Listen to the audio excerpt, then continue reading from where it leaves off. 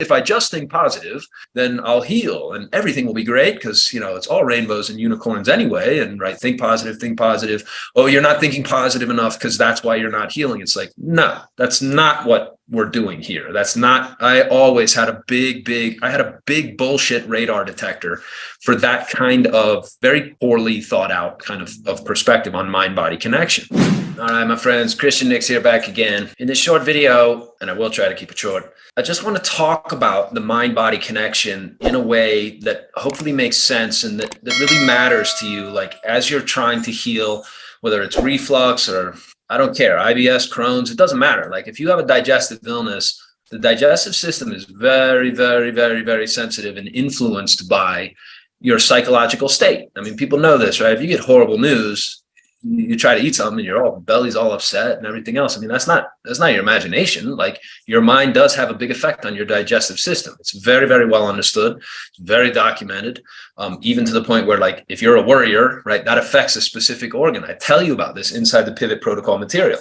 Worry damages the spleen. If you worry and brood about stuff, it produces the symptoms that a weak spleen produces. That's dampness, that's food stagnation, that's bloating and gas, all the things that happen when your spleen breaks down because your mental state of mind, your psychological posture on life has an effect on your organs. Okay, most people get this, but they don't know the specifics of it. Okay, I'll just walk you through it this way. Modern medicine is a brilliant system of medicine. It's great at emergencies. Doesn't matter what you think about it. Doesn't matter what you believe. It was designed to remove all of that pseudo-spiritual, hey, if I am part of this worldview and this, if I believe these things, I mean, this is what ancient medical systems of a certain variety, right? The shaman was the shaman because the people in that society believed life was a certain way and prayed to certain gods and like all of that. Modern high-tech medicine is designed to cut all of that out. And to a great extent, science has done that. I mean, it's a secularized version to a point because what you find out at the end is that you can't get rid of beliefs completely. I mean, it's like the thing that made modern medicine so strong and so special as a emergency system where if you're shot 3 times, it doesn't matter what you believe, they can stop the bleeding and save your life, right? It's not about being rescued from the hands of, some demon that's causing your illness. No, they took the body and turned it into a machine conceptually, and you can treat the body like a machine in emergency situations. And it's brilliant because they can save your life by thinking about your body as if it's a machine and then repairing the machine so that it stays alive, right? And keeps working. And they can save your life with all kinds of stuff. And we know this. And it's widely, you have to give credit for the modern medical system for being so brilliant at that. When you think of the tens of thousands of years that people died from traumatic injuries, illness, right, trauma of any kind, infection, right, these kinds of things where the emergency was the thing that you had to focus on. Now, because it's great at emergencies, it's also not great at chronic conditions. It's not good at treating chronic conditions. Treating an emergency and treating the body like a machine is very, very different. It's a very specific way of looking at the body, and it's something that when it works and when it's called for, it's great. And to the degree that they can do that, that's awesome. But it's the exact reason that it's terrible at helping you with your chronic illness. The exact same reason. The thing that makes it great is why it's not good at helping you when you have a chronic digestive illness, even if it's something garden variety like acid reflux, because there's a lot going on when you have acid reflux. There's a chronic imbalance, and emergency medicine will not help with that. And so it's an issue of what a medical system, a specific approach to medicine, considers to be real. And this is a profound question. Are your thoughts real? Are dreams real?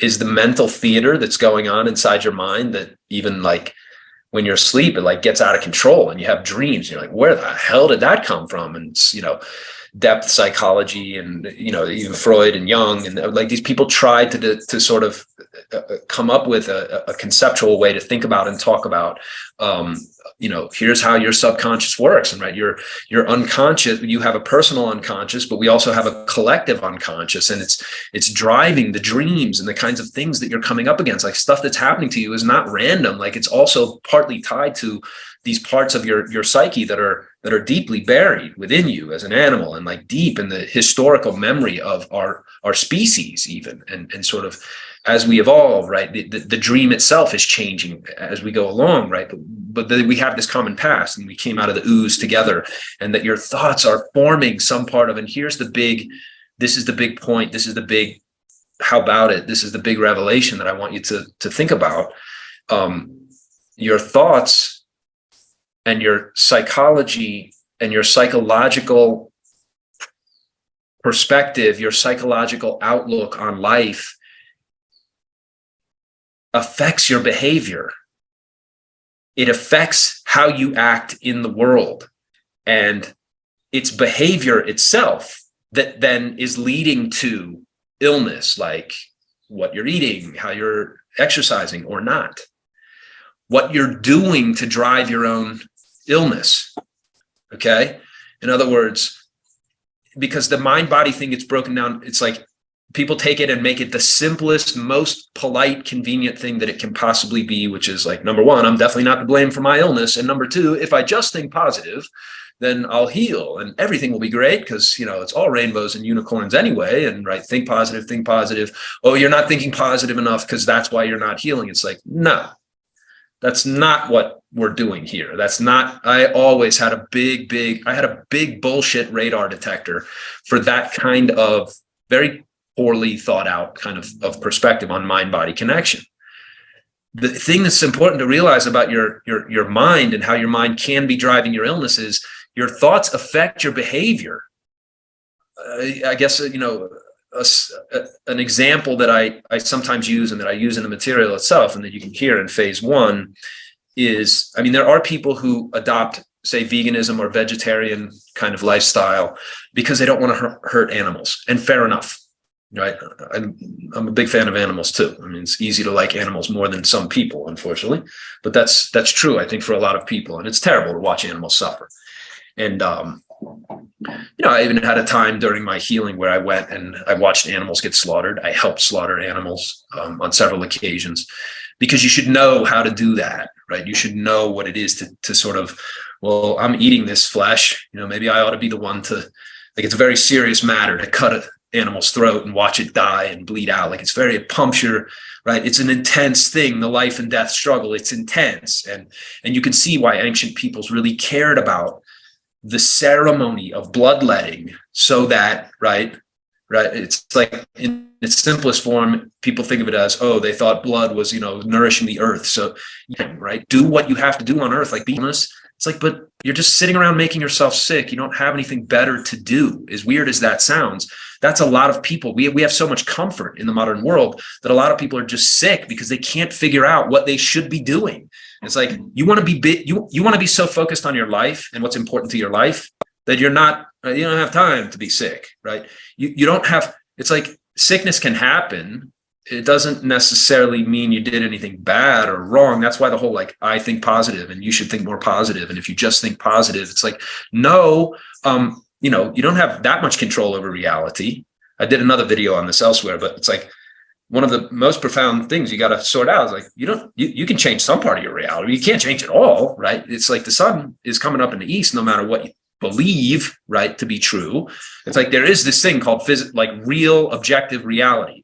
It's not that any one individual person knows all about what objective reality is. That's why you can't take know-it-alls too seriously, because it's like, yeah, but I mean, objective reality itself is very hard for any one person to, right? If you think you know all about objective reality, well, probably you got a few things wrong. And, you know, there's plenty left to learn about it, no matter how much you figured out. But you do have some ability to affect your objective experience in life. And you want to focus yourself on where that is. And it's not about positive thinking. It's about understanding that the mind-body connection is certain psychological postures produce certain behaviors. And if, say, and this is not fair to vegetarians and vegans, it doesn't actually matter to me, you know, if you choose to adopt that lifestyle, but I have seen people who make themselves sick because the body is saying, like, yeah, but you need to eat some meat, eat some animal protein, and you're going to heal. And it won't do it because, you know, like, I can't do it because I have this idea in my head that that's bad and wrong. And it's like, okay, so being sick and living less of a life is good. That's the answer. I don't think that's the answer. And so it's like, provided that your goal is to live the best life and not cause sickness for yourself, right? And not cause problems, that you have a mission, that you have something important to do while you're alive in the very brief span of years that we're granted, that you have something really valuable to contribute, that you're doing that you're focused on that, and that you don't waste time creating your own sickness, right? And that you're realizing, and this is my point about the mind-body connection, the reason it's important to pay attention to your thoughts and to sort of be self-focused. I mean, in a certain level, like being selfish has a bad connotation, but is it really bad? I mean, there's also a thing called minding your own business, right? That's also being selfish, because you're focused on, but this is what matters to me. This is my mission. This is my goal. This is the thing that I have to do, whether it's raising kids or, starting a business, or in my thing in medicine, it was like, I got to solve this thing about chronic conditions, right? And I was so focused on it. I was like, please, I don't want to be sick. If I'm doing this to myself, I want to figure out how I'm doing this to myself. For a lot of you, this question is going to matter. And having some answer, even if it's a bad one at first, it's like, you got to answer this question, which is, wait a second, are my thoughts and my belief systems and my convictions about life at the deepest level, like, am I wrong? Did I get something wrong here? And usually you're being shown when it is wrong. And one of the ways that you can detect that things aren't what they should be is you develop physical illness in your body. Okay. I don't want to stretch this too far, right? A lot of you just have illness, right? Maybe it's bad luck, maybe it's aging, maybe it's like habits and whatnot.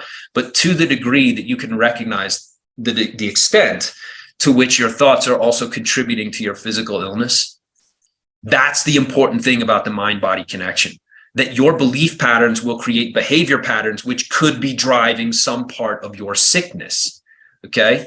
This is very important in digestive illness. This is a really, really important.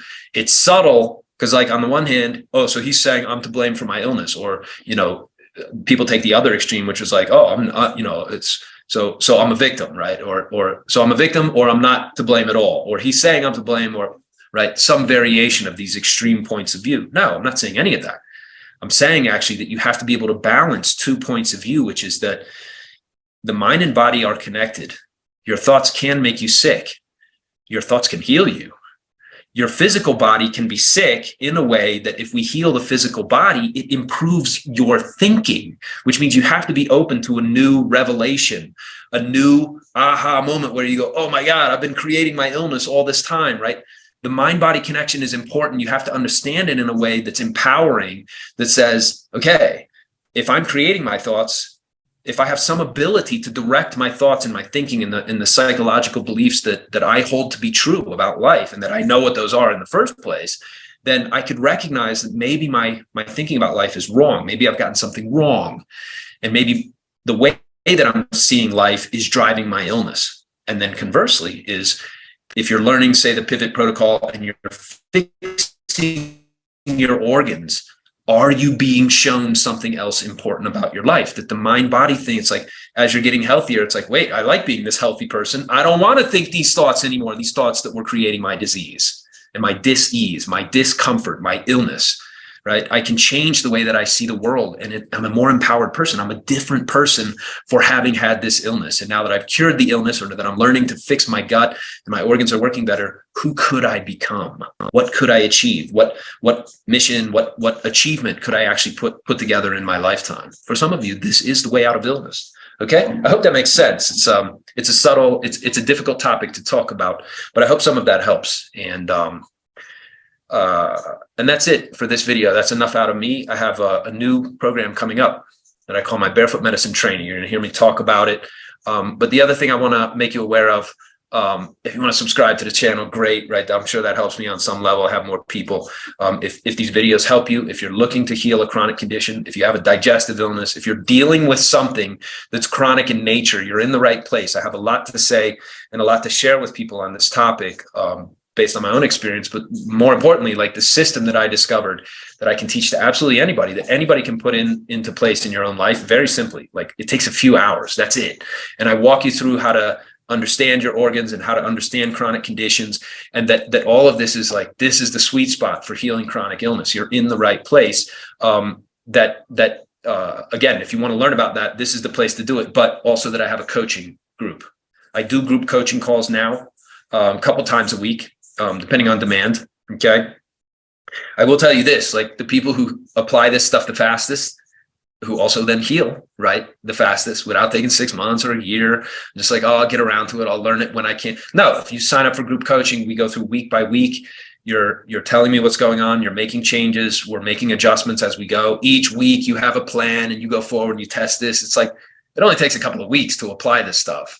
And if you want my help learning it, you can sign up for group coaching. It's a magnificent way to learn the pivot protocol, or even for, I'm going to open this up for other chronic conditions here in the months and years ahead, because the coaching thing has been so successful. And I love to see it, that people really get, like, every week the light bulb's going on. Like, you have multiple things that you're learning. You go, oh my God, that's it. You know, that he's talking about my condition. I get it. Like, I understand now what's happening. So you go and you try the things that we talk about, and we create a strategy and a plan for the week. And then you do that and you follow up. It's like, yeah, I figured this out. Like, I had a woman last week, as I'm recording this, she goes, you know, I've been eating this. I've had this every day for 20 years. And I just figured out that I shouldn't. And now, you know, fill in the blank, like her symptom went away in a week. For 20 years, she's dealing with this problem because she didn't know that she was doing that. And it's like, no, you could figure out something on these calls where, like, 20 years of misery and suffering is over, right? Just like that. And it happens over and over again that people report this kind of stuff. And I know that that's how this material affects people, because that's what it did to me too. It's just one revelation after another. Like, oh my God, this is how I'm going to stay healthy for the rest of my life. So if you're interested in joining group coaching, there should also be a link below the video for that. I have limited slots, so first come, first serve, right? If you want my help in coaching, click that link and sign up. Otherwise, send me your feedback on it. If you want to hear me talk about a specific topic, or you have a question about something, send it in. If it's a good one and enough people want to know, I'll shoot a video to answer it. Okay, thanks very much. Click below.